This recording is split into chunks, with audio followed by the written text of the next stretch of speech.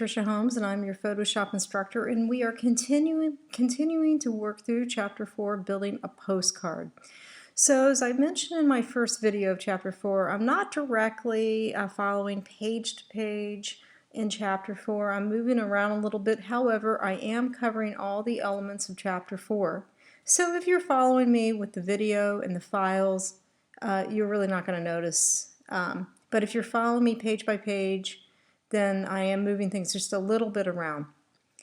Okay, one more quick reminder as I teach this lesson. You can always go back and re-listen to any part of the videos you want. So having said that, I'm going to move along rather quickly because we have a lot of ground to cover for Chapter 4. First thing the author is going to have us do in Chapter 4 is make sure that the postage layer is unblinded. We want that on the top. And look at the order of my layers. This is what we want right now. So if your beach layer is way down at the bottom or wherever it is, drag it back up to be between the flower and the text here. The beach layer has also got to be in front of the pineapple. Okay, so back to the postage little black stamp here.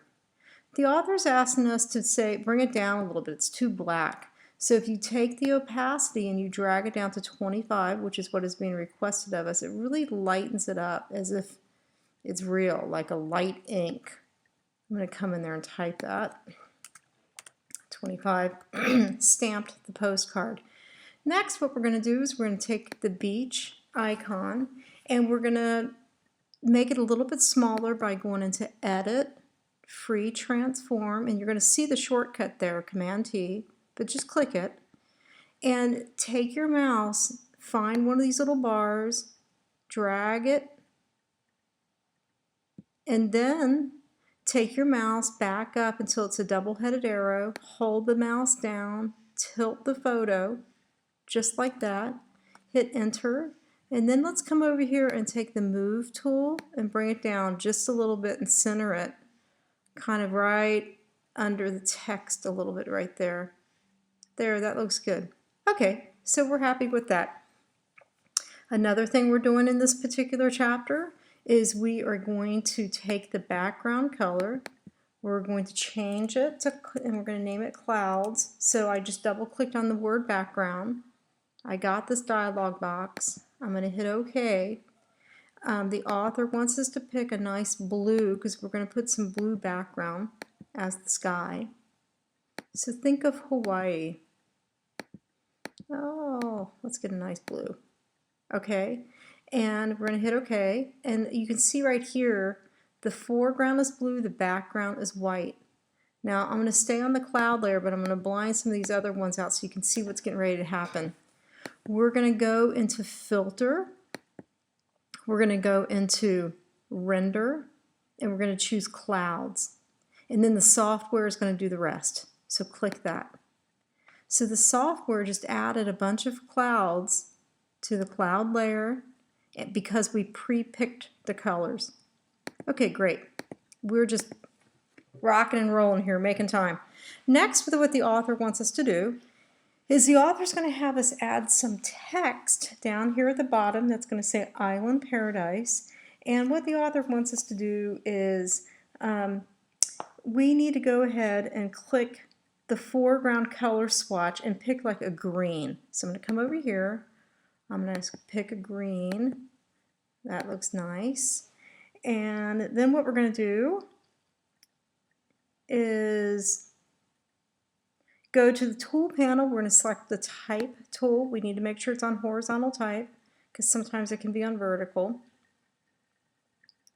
And then we're going to open up the character box and we're going to type some things in there. So let's see. I want to show you. Okay, horizontal type. Then we have that chosen. We're going to go character box. And this is basically a Word document for characters.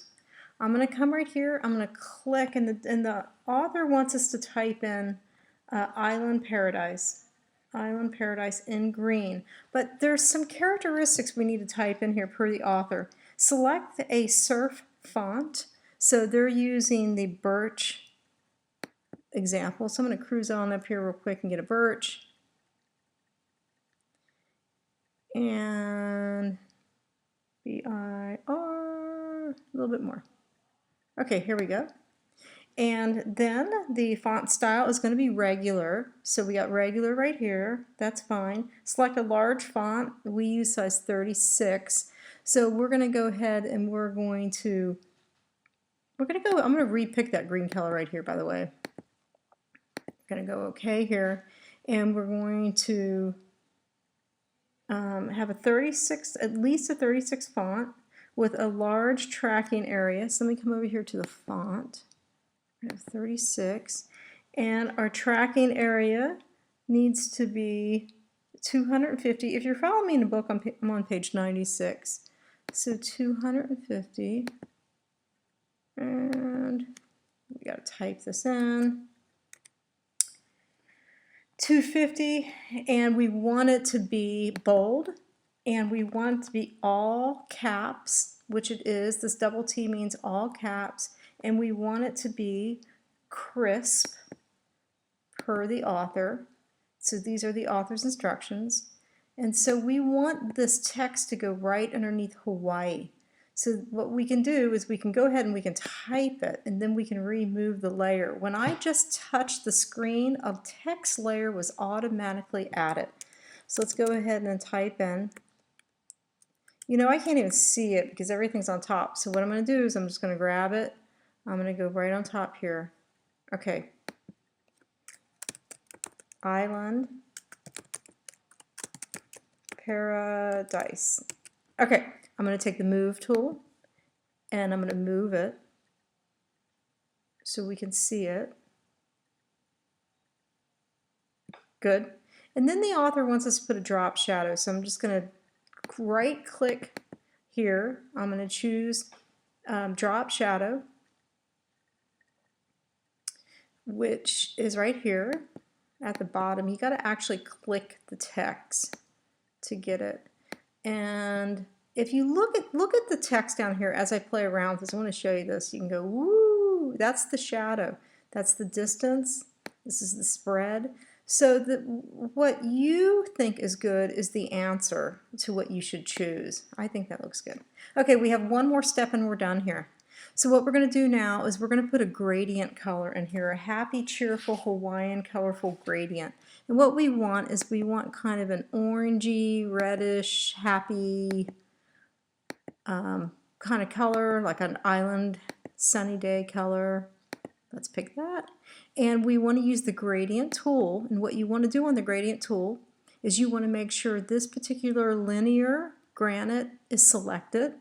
And you want to choose this top left one, which is the name foreground and background. We're going to click that. And then what we're going to do is we're going to come over here with the mouse.